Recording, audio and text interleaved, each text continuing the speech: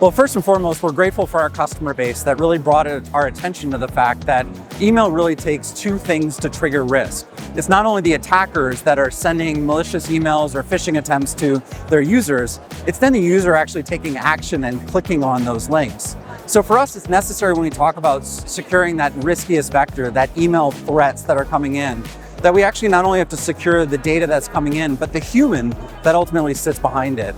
Here at Mimecast, over the last couple of years, we've been acquiring a number of technologies that allow us to take that full view of that human in. Understanding, for example, how they're doing around their security and awareness training, understanding what risks that they represent around data loss and insider threat, while at the same time even being able to enforce those compliance controls that we need in place. So for us, elevating the conversation from email security to securing the entire human was a logical evolution, and most importantly, we heard from all of our customers that it was a needed one for them to be able to protect their organization better.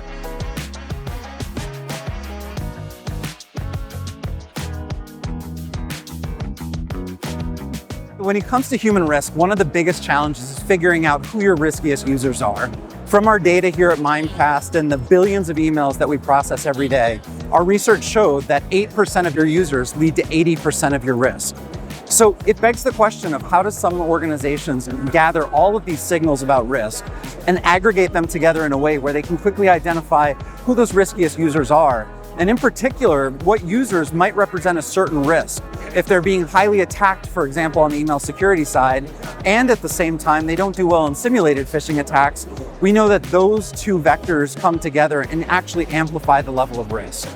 Our Human Risk Command Center is all about making it easy for administrators and security leaders to spot where their risks are in their organization and apply adaptive controls to those pockets of risk so that they can proactively prevent those risks that are coming in, identify future risks, and most importantly, control and secure all of their best practices for those users and protect them fully from any of those attacks that might be presented to their business. And that's the Human Risk Command Center. It is the central page by which we're able to spotlight all of those risks in a single pane of glass way, delivering that on a silver platter to the administrators who need to make those kind of decisions and apply those adaptive controls to prevent the risk from entering an organization.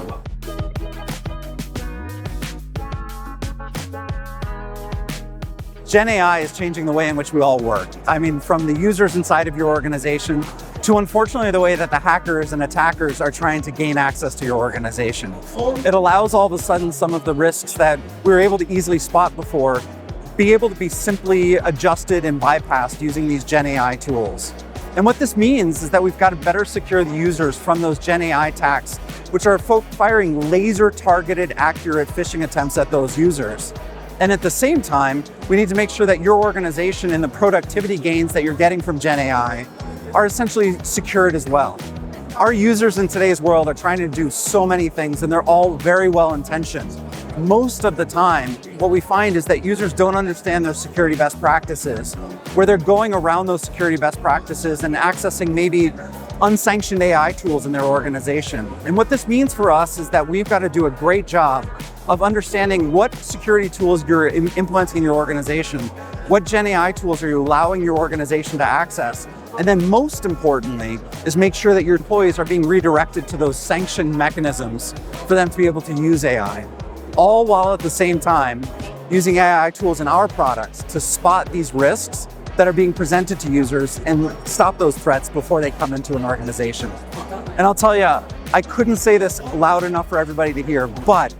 GenAI is changing the way that we all work, and we encourage organizations to embrace these technologies that are going to make them more competitive, that are going to make them more secure, that are going to make their users more productive. But it's really important that we bring a lens of protection around those tools to make sure that their data is not accidentally or purposefully leaked in a way where attackers can take advantage of it. And that's what we're doing here at Mimecast right now, is securing AI, the usage, while also applying it to our technologies to get the best threat protection we can on the market.